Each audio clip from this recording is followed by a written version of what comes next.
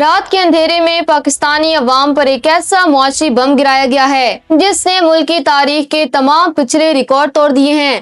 آج ہفتہ 7 مارچ 2026 سے پیٹرول اور ڈیزل کی قیمتوں میں 55 روپے فی لیٹر کا ہوش ربا اضافہ نافذ کر دیا گیا ہے، لیکن اس خبر کا سب سے تکلیف دہ پہلو صرف قیمت نہیں بلکہ وہ عالمی منافقت ہے جس کا شکار اس وقت پاکستان ہو رہا ہے۔ ایک طرف امریکہ نے بھارت پر لگی تمام پرانی پابندیاں ختم کر کے اسے روس سے سستا تیل لینے کی 30 دن کی خصوصی اجازت دے دی ہے، اور دوسری طرف پاکستان کو اسی مہنگے عالمی بازار کے رحم و کرم پر چھوڑ دیا گیا ہے۔ آج ہم ان تمام کڑیوں کو جوڑیں گے اور بتائیں گے کہ امریکہ کا یہ دوہرا معیار پاکستان کے ساتھ کیوں ہے اور ہماری قیادت اس وقت کہاں کھڑی ہے۔ وفاقی حکومت نے مشرق وسطیٰ میں جاری ایران اسرائیل جنگ اور عالمی مارکیٹ میں خام تیل کی قیمت $106 سے اوپر جانے کا بہانہ بنا کر عوام پر پیٹرولیم بم گرا دیا ہے۔ اس تازہ اضافے کے بعد پیٹرول کی نئی قیمت 321.17 روپے جبکہ ہائی سپیڈ ڈیزل کی قیمت 335.86 روپے فی لیٹر تک پہنچ چکی ہے۔ صرف یہی نہیں بلکہ حکومت نے پیٹرول پر پیٹرولیم ڈیولپمنٹ لیوی کو بھی 84 روپے سے بڑھا کر 105 روپے فی لیٹر کر دیا ہے۔ یعنی عالمی مہنگائی کا بوجھ تو اپنی جگہ، حکومت نے اپنا ٹیکس وصول کرنے کے لیے بھی عوام کی جیب پر ڈاکہ ڈالا ہے۔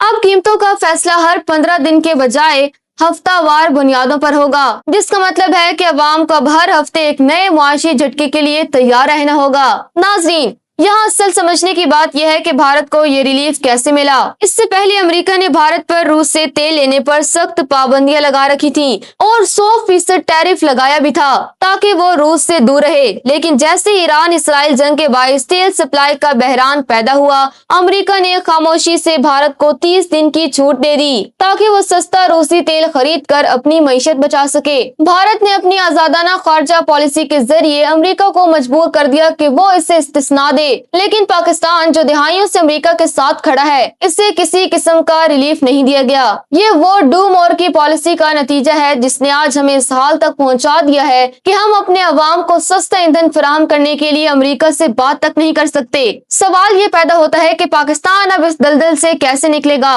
ماہرین کے مطابق پاکستان کو اب یس مین بننے کے بجائے اپنے قومی مفاد میں سخت فیصلے کرنے ہوں گے۔ سب سے پہلے پاکستان کو بھی بھارت کی طرح روس کے ساتھ طویل مدتی اور سستے تیل کے معاہدے کرنے ہوں گے، چاہے اس کے لیے ہمیں تھوڑی سفارتی سختی ہی کیوں نہ دکھانی پڑے۔ دوسرا بڑا operation Iran Pakistan gas pipeline ہے۔ اگر امریکہ بھارت کو روس سے تیل کی رعایت دے سکتا ہے تو ہمیں ایران سے سستی توانائی لینے سے کیوں روکا جا رہا ہے؟ اپنی سپلائی لائنز کو چین اور ایران کے ذریعے متنوع بنائیں تاکہ خلیجی جنگ کی صورت میں ہم کسی ایک بلاک کے محتاج نہ رہیں۔ آج ایک عام پاکستانی موٹر سائیکل سوار کسان اور ٹرانسپورٹر یہ پوچھ رہا ہے کہ کیا ہماری خارجہ پالیسی اتنی کمزور ہے کہ ہم اپنے عوام کو جنگ کے اثرات سے بچانے کے لیے 1 ماہ کی رعایت بھی حاصل نہیں کر سکے؟ 55 روپے کا یہ اضافہ صرف ایک معاشی اعداد و شمار نہیں ہے بلکہ اس خارجہ پالیسی کی ناکامی ہے جو صرف واشنگٹن کے اشاروں پر چلتی ہے۔ اگر بھارت اپنے مفاد کے لیے امریکہ کو جھکا سکتا ہے تو پاکستان کو بھی اپنی بقا کے لیے اب آزادانہ توازن پیدا کرنا ہوگا۔